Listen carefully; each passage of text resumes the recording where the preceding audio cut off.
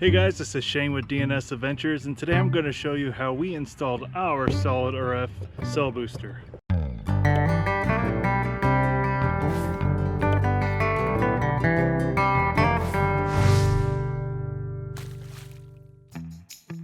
Yes! First, I'll show you all the equipment I needed in order to complete this installation. First, you obviously need the SolidRF booster itself, which comes with the booster, 2 internal antennas, an external antenna, all your coaxial cable, the mounting equipment that came with it, and also your power.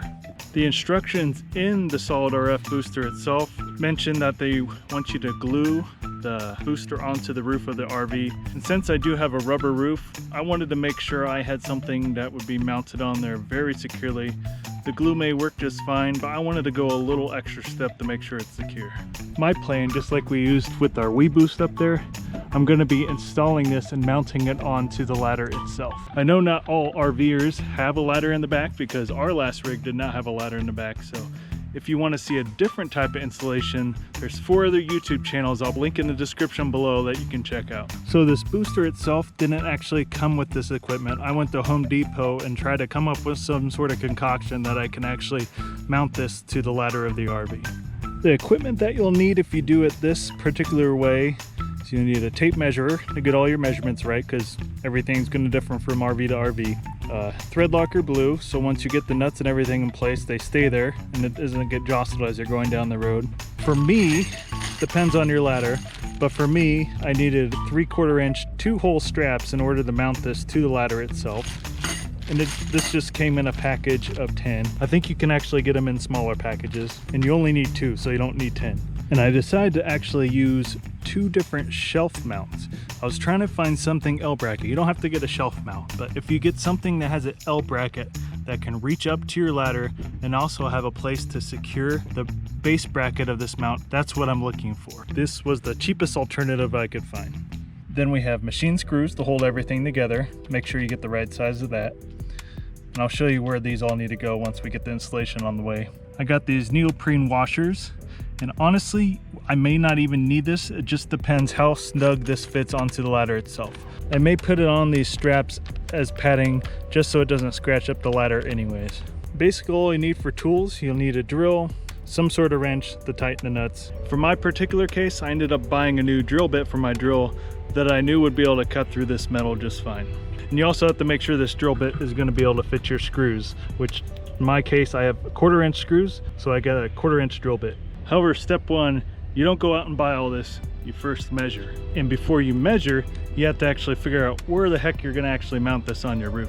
So for my particular setup here, I'm gonna be running the wire up the same way I ran the WeBoost, and I'll put a link on the top so you can see how I installed my WeBoost cell booster as well. But this is pretty much where I plan on placing the bottom bracket for the new booster. So one of the first things you're gonna need to do is measure the distance from wherever you want the booster to the ladder, and vertically how high you want the booster to go. So basically the end result here, I'm gonna have the booster with the L brackets connected to the bottom of this bracket and then lined up here with the 2 straps holding it onto the ladder itself. Then I'm going to be running the wire down the ladder the same way I did with my WeBoost here. I already know my measurement. This is actually about 6 inches tall here. So I was trying to find in the store a bracket that was about roughly 6 to 8 inches tall by 8 inches. I couldn't find anything like that. I found a 10 by 10, but it was way too thick a metal and overkill for this job. So I ended up just going with the shelving brackets. And the shelving bracket is 8 by 10. I'll probably end up putting the 10 vertically. It'll give me a little extra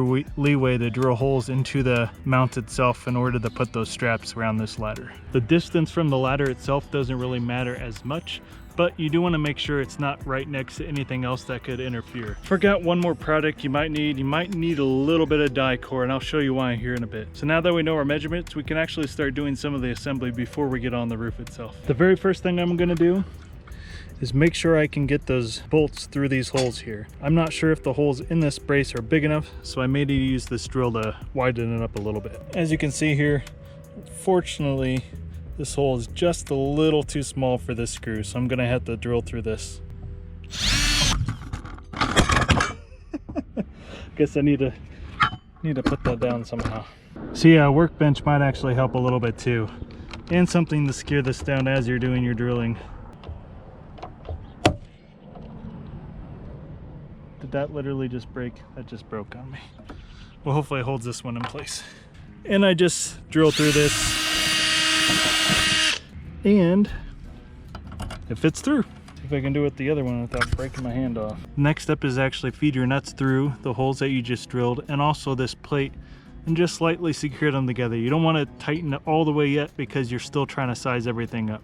Also, one thing to keep in mind, you also want to make sure your bolts here do not go above this line because the booster actually sits on top of this plate here. So you want to leave a little bit of room for that booster to sit on top. After you get your braces onto your main bracket there, it's time to figure out where these little straps go on.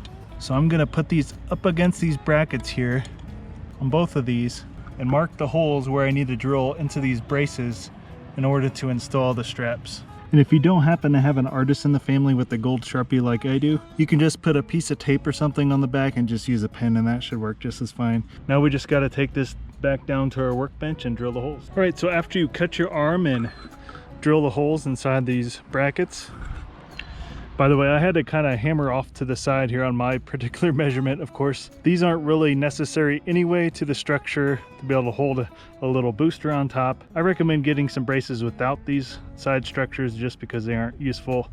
But if this is all you can get, you can just hammer it out of the way. Before taking everything up to the roof, first I'm going to attach this to this and this to that. And one very important thing to note, before you attach this metal thing to the external antenna, feed the wire that has this connector through first and screw it into the coaxial input, because if you don't, you're gonna have to take it off and do that. So make sure you do that first. I also brought my die core up here, the external antenna, a bag full of everything that I need, and also our braces here. And before I put thread locker on this, I'm gonna go make sure everything fits perfectly. Then I'll go show you the rest of the steps. And before I completely seal all of this down, I'm gonna put a little line of die core right underneath these screws. That way when this is bouncing around, turning around, whatever, it doesn't scratch up the rubber roof. After I lay that bead of die core down underneath the screws, I go ahead and put the thread locker in these nuts and tighten them down. And just as a little added protection, I'm gonna put this neoprene right behind this piece of metal here so it doesn't scratch up this ladder. Now, this thing ain't going anywhere. You can see the neoprene sticking out through here, making sure this is a nice padded, secure, rugged connection. And I did put thread locker on each one of these nuts before I secured them in properly. So now it's just a matter of putting the booster on top of here along with the antenna. To secure the booster itself to the bracket, you'll need these 4 little long screws that'll go in each of these holes, along with a real small washer. Now that those 4 screws are in, now it's time to mount the external antenna. And now we got the external antenna installed. The only problem is, do not get braces with these crossbars, because I just realized it's actually blocking the internal connection. So I'm gonna have to get a metal hacksaw or something to get these cut off. So yeah, don't buy the braces with the little crossbar in there. It's not really worth it. This thing's already sturdy enough, it's not gonna go anywhere. I'll actually show you the rest of the install later on. We're gonna be doing a test between our Nebraska and South Dakota locations. So I don't want to have 2 wires running through the same pipe, which I'll show you why later on. So be patient with me, but I will finish the install video in South Dakota. All right guys, so we made it to South Dakota. So now I'm going to show you how we get everything set up here for the internal installation of the SolidRF. So in our particular case here, you can see that wire going down. That's where I had the original WeBoost installation through here. It's going to go down the ladder through the ventilation hole for the gray tank. It's going to come underneath the sink. And then eventually, I don't know if I'm going to do it right now, but eventually I'm going to drill a little hole through this side and feed the wire. I'm going to be setting the SolidRF internal booster right here by the kitchen sink.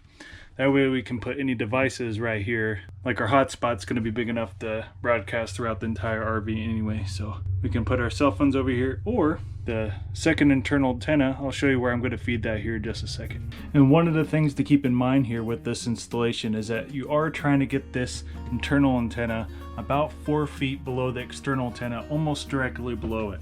I think there's about a 1.5 foot wide radius around the external antenna you're supposed to get.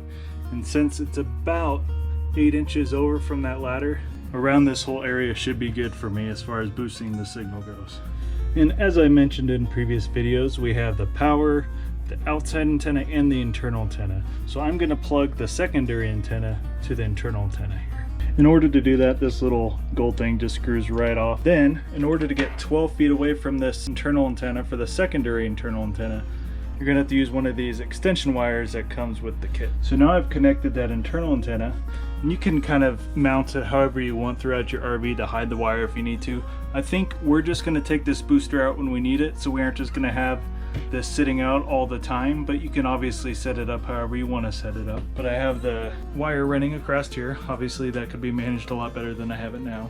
I just have it sitting down here on the counter, so Deanna can have her signal all the way over there while she's working. Then I can have a little bit of a boost. I could put my cell phone next here, maybe use a Bluetooth headset if I need to get signal to a conference call or something like that. Nice having that extra little area to boost the signal. So for the external antenna, you just take this little red plug off. That's just protecting the coaxial input here, and we'll just be feeding in the wire from the outside to this internal antenna. In this particular part of the installation, you're probably going to need someone to help you out. Alright, so I lied. I didn't need Deanna's help after all. I got this hole drilled right in there. I was able to bend this wire around and just feed it in that way myself. I was going to feed it in the other way, but this wasn't going to fit through the hole I drilled earlier with the previous WeBoost install. Didn't really want to drill a hole that big, so I just am feeding it through the opposite way. So now I'm just going to be running this up to the external antenna and just plug it into the input up there. Alright, so let's get up here. So as you're installing this, this is going to be going to your external antenna up here, this wire on the left side, and this wire is going to be going to your main internal antenna inside the RV itself. But as you can see, you can just kind of wrap this wire around, and I actually use some Velcro to secure it around the ladder to keep it sturdy, not bouncing around as we're going down the road. And in order to install this easier, this does unscrew, and you could just put a little bit more silicone around this after you're done. Literally just pops off, then you can feed the wire through there. But I am gonna screw this back on and put a fresh little seal of silicone around this. And the sealant I put around the gray tank exhaust is just this Gorilla sealant that's clear. Seems to be compatible with the materials and everything around it, so that's what I'll use. And now that I got the wire running in from underneath the sink, I think I will eventually drill a hole up through there once we make this completely permanent, so we can feed it around the kitchen cabinet. Then all we got to do is plug it in here. And one more thing, before you're completely done with this project, make sure you use plenty of sealant and seal up around that wire, right around the pipe that goes to the exhaust, because if you don't, when that gray tank is off gassing, whatever smells coming off of that gray tank will start coming up underneath your cabinet if you don't seal that properly. Well guys, that about does it for this installation video. If you want to learn more about the installation, maybe I left out some keywords or something in the video, I'll put that in my blog post in the description below. Hopefully I'll have that laid out a little bit better than I can talk sometimes. If you like this video, hit the like button, subscribe if you want to see more videos like it. And as I said, you can also check us out on DnSAdventures.com. And I'm going to have a testing video coming up next week, so make sure you stay tuned, and I'm going to be doing a little comparison between the WeBoost and the SolidRF. Alright, I'll talk to you guys later. Have a good one.